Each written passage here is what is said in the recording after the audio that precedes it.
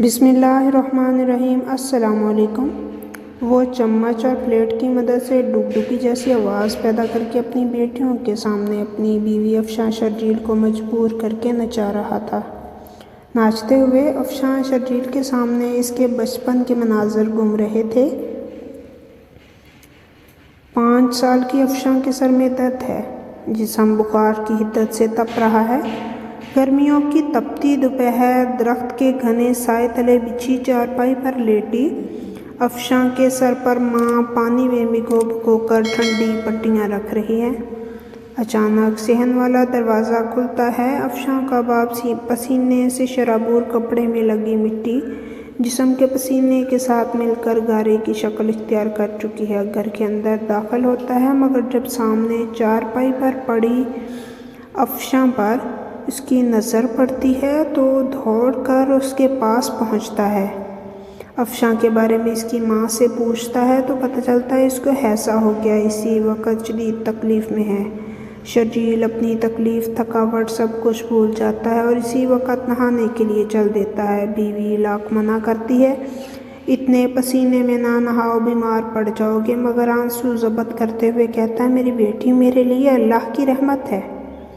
میں اللہ کی رحمت اور اپنی بیٹی کو تکلیف میں کیسے دیکھ سکتا ہوں؟ اسی وقت اسی لیے نہا کر کپڑے بدلتا ہے، افشاں کو اٹھا کر کندھے سے لگاتا ہے، اپنی پگڑی کی مدد سے اپنی بیٹی پر سایہ کرتا ہے اور تپتی دوپہر میں گاؤں سے 3 کلومیٹر دور پیدل چل کر قریبی قصبے کے سرکاری ہسپتال پہنچتا ہے۔ اپنی بیٹی کو ڈاکٹر کو دکھاتا ہے۔ ڈاکٹر افشاں کو ہسپتال میں داخل کر لیتا ہے۔ ادھر ڈاکٹر افشاں کو ڈرپ لگانے کے لیے برنولہ بازو میں لگاتا ہے، ادھر افشاں کا والد آنسو بہاتے ہوئے باہر نکل جاتا ہے اور پوچھنے پر کہتا ہے میں اپنی بیٹی کو کانٹا چبھتے ہوئے بھی نہیں برداشت کر سکتا، یہ تو پھر سوئی ہے۔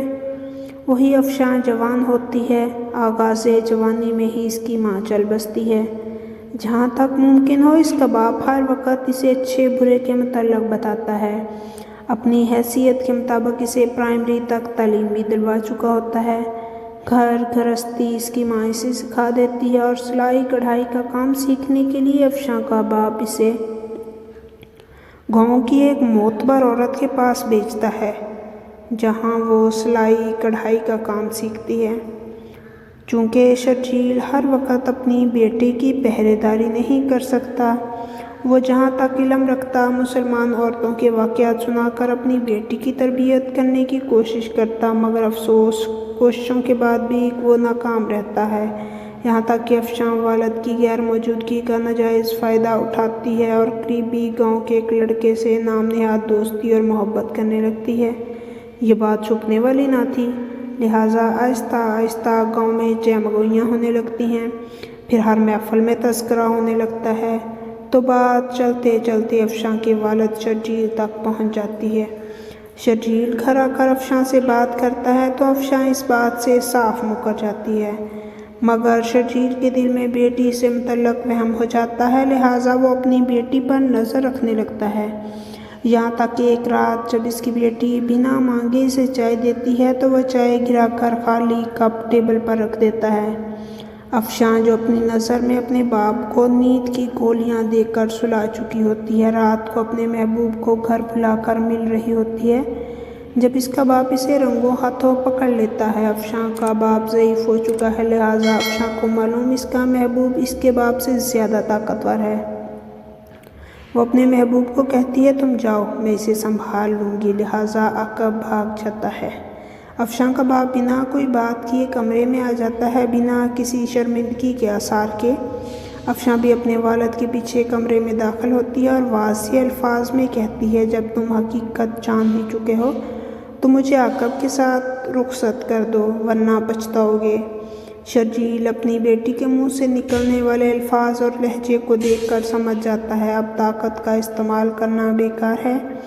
وہ منت آمیز لہجے میں اپنی بیٹی کو اسی بیماری کا وہ وقت یاد کرواتا ہے جب تپتی دوپہر میں پگڑی کا سایہ کر کے اسے ہسپتال لے گیا تھا، اور پھر اسی پگڑی کو سر سے اتار کر اپنی جوان بیٹی کے پاؤں میں رکھ دیتا ہے اور اسے عاقب سے تعلق ختم کرنے کے لیے کہتا ہے، اور کہتا ہے میں بزدل بھی ہوں، بغیرت بھی۔ بزدل اس لیے کہ تجھے تمہاری منت کرنے کی بجائے خودکشی کر لینی چاہیے، اور بغیرت اس لیے کہ تمہیں اور تمہارے محبوب عاقب کو اسی وقت قتل کر دینا چاہیے تھا جب تم نے ایک غیر محرم محبوب کو مجھ پر ترجیح دی اپنے باپ کی۔